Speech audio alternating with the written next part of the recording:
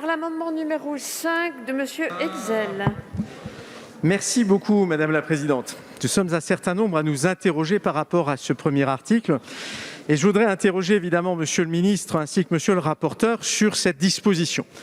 Parce qu'en réalité, ce que vous êtes en train de faire, nous sommes aujourd'hui dans une situation où il y a un pass sanitaire et vous voulez le faire évoluer vers un pass vaccinal.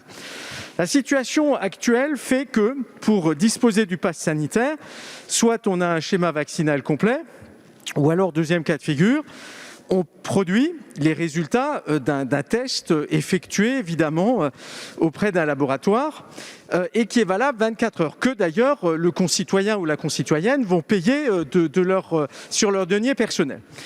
D'un point de vue sanitaire, Monsieur le Ministre, vous nous avez dit que ce texte a pour objectif de permettre une meilleure sécurité sanitaire. Monsieur le Ministre, pouvez-vous nous expliquer en quoi un concitoyen qui est détenteur d'un test de moins de 24 heures serait plus dangereux pour l'ensemble de la communauté que quelqu'un qui potentiellement sera vacciné, mais ne s'étant pas testé est susceptible de transmettre le virus. Il y a là une contradiction.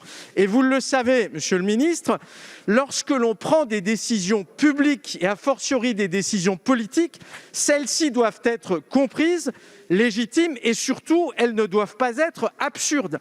En réalité, ce que vous êtes en train de faire, c'est argumenter autour du fait que vous créez de la sécurité alors que le texte ne va absolument pas assurer cette sécurité. Donc, Monsieur le Ministre, pouvez-vous nous expliquer en quoi il est cohérent de supprimer la référence à ce test valable simplement 24 heures et qui, de surcroît, aujourd'hui, est payé directement par les deniers de nos concitoyens, alors que celui qui aura été vacciné ne pourra pas produire le fait qu'il ne transmettra pas puisque, potentiellement, et vous l'avez dit à de nombreuses reprises, on peut être vacciné et porteur du virus, a fortiori asymptomatique.